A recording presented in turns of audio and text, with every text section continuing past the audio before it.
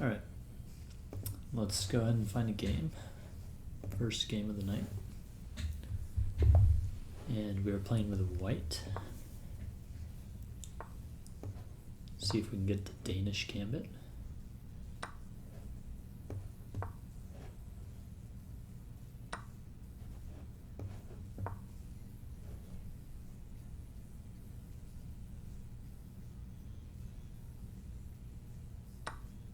Alright, we got the triple gambit variation here. Let's see what he decides to play next.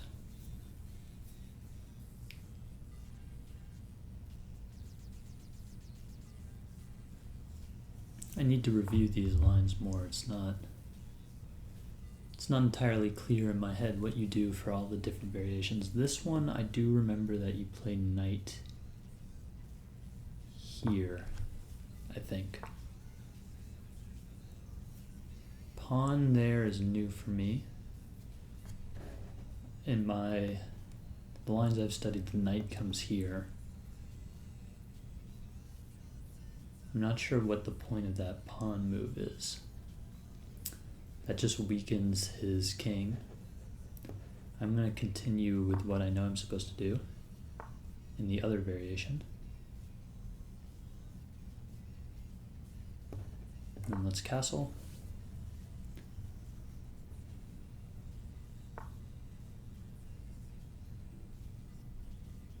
Let's get my rook nicely positioned here.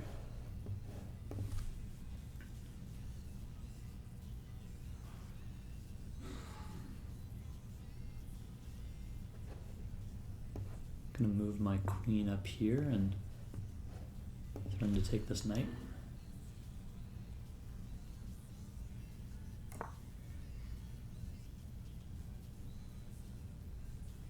Okay. Play rook b1, line up an attack on this pawn.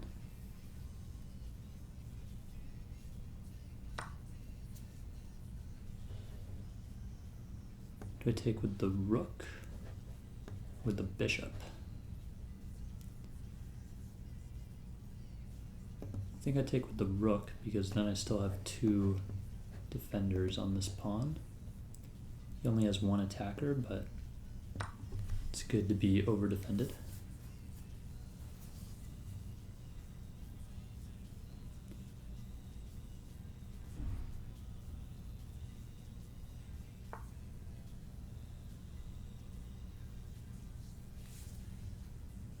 Alright, I want to move my bishop away so that I'm opening up this attack.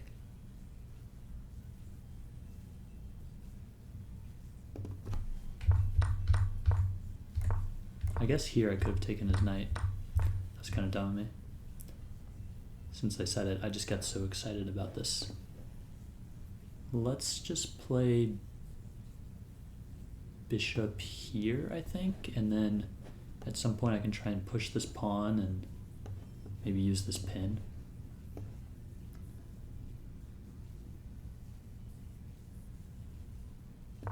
His knight is going to try and come here, but I don't think I'm worried about that.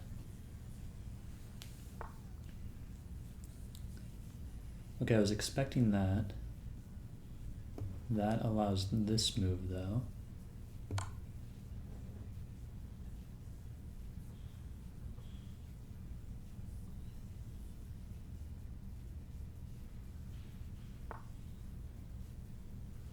Now, I have two options for where to bring my queen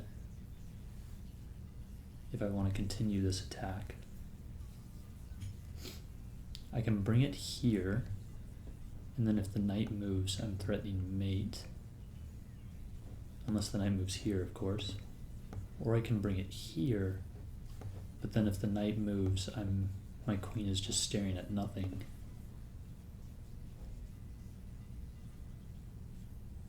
So I'm going to bring it here. This also prepares this move.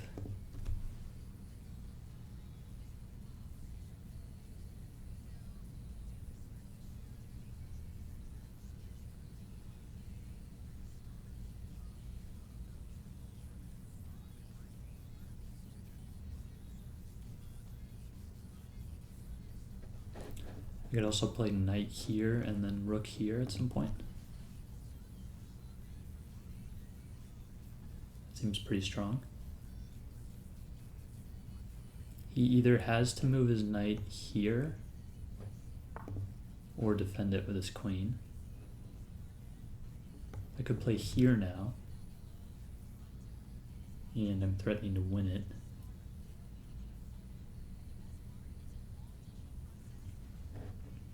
I could also play here and takes.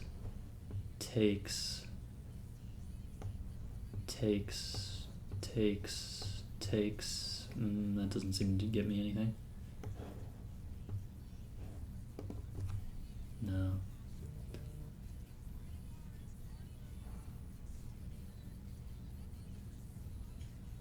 Let's bring the other knight in. I'm thinking I'm gonna have to sacrifice somehow, but I don't exactly know what to do.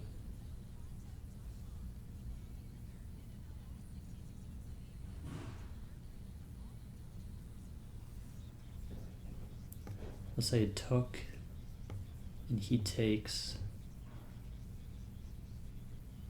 then what?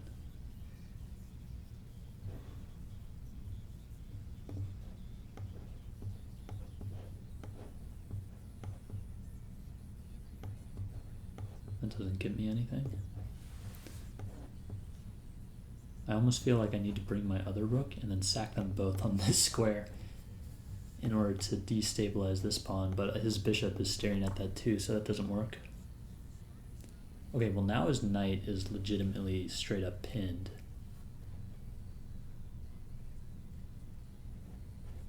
I could also pin this pawn.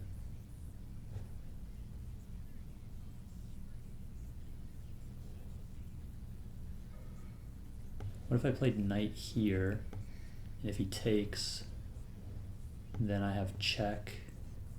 King has to slide here, and I take with check.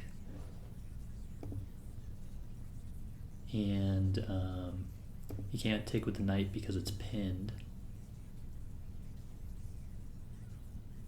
And I'm threatening to win his knight. Oh, he like pre-moved that. That's interesting.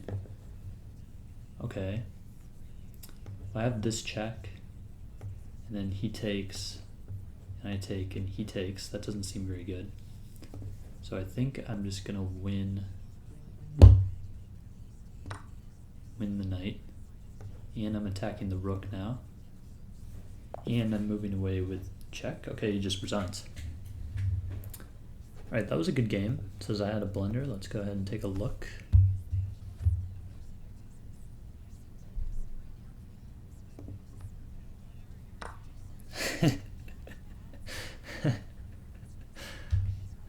Just got a funny text message. Oh shit. Okay.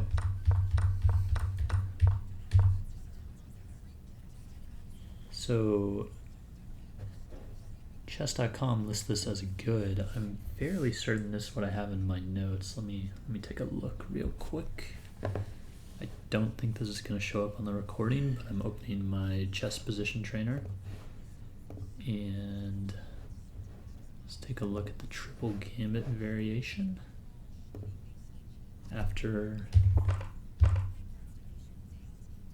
So queen e7, yeah, I play knight d2 is what I have in my notes. And they want knight c3. All right.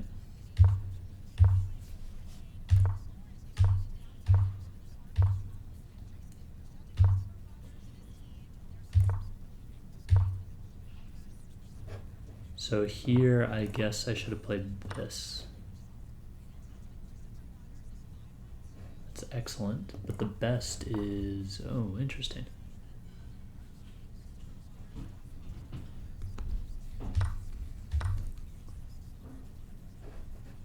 Was best taking with the bishop?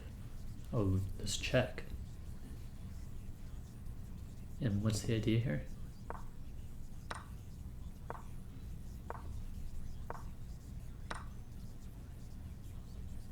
I guess you just get the bishop into a powerful spot before you recapture.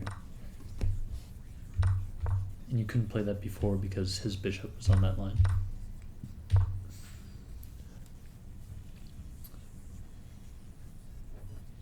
Ignores an opportunity to block an attack on a vulnerable piece.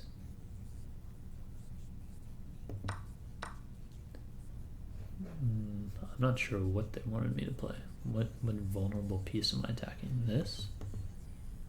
They already want this? That doesn't seem right. What about here? This looks good.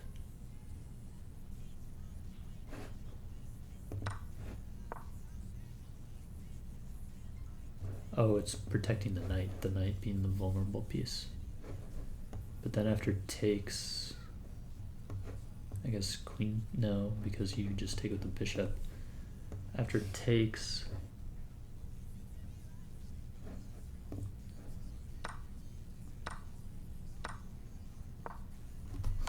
they take with the bishop, but isn't this really strong? Because you're hitting the knight and the queen at the same time.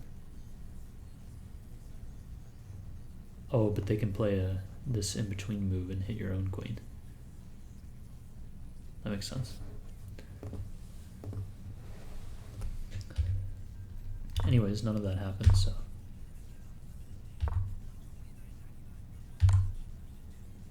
Interesting, this was an inaccuracy. This was a mistake because the best was probably maybe queen here. No. This allows a fork. What fork?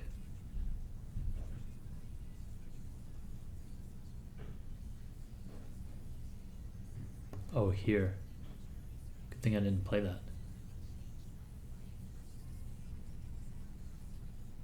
But then couldn't I have played here and I'm threatening mate if he takes?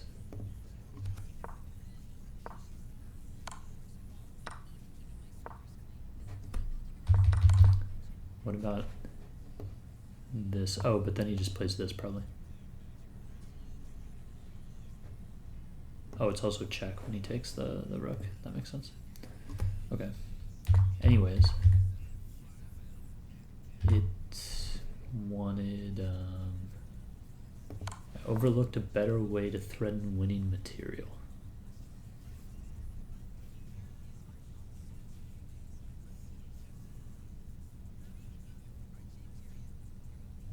I'm not sure really. Maybe I'd bring my knight in.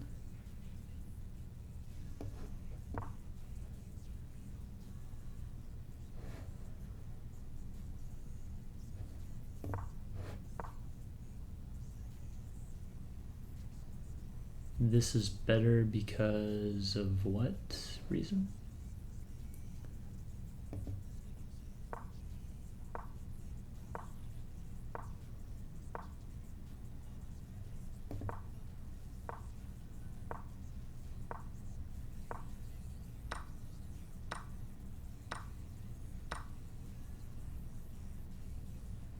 Huh. It goes so fast through that, I don't really understand it. So the knight moves to e5 in this instance, and then I hit it with the pawn to try and lose its control on c6. And if he allows my queen to get to c6, the game is pretty much over. So he has to play queen here, and then I win the knight, and then just a bunch of trades occur. But in this variation, he can immediately play queen d7. But couldn't he have just done that in the other variation too? I don't understand. Like, can't he play... What's wrong with this? Can I play bishop b5? Huh.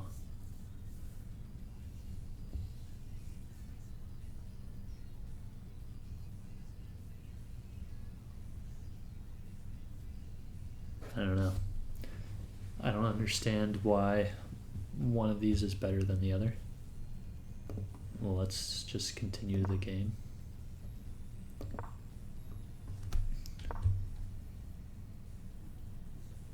So here I should have played knight there.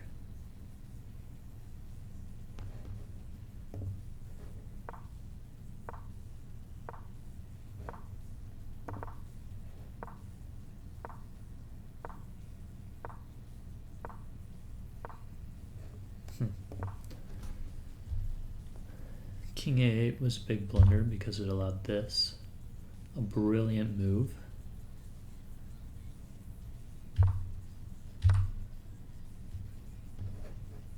What was his best move in this instance? Queen E8.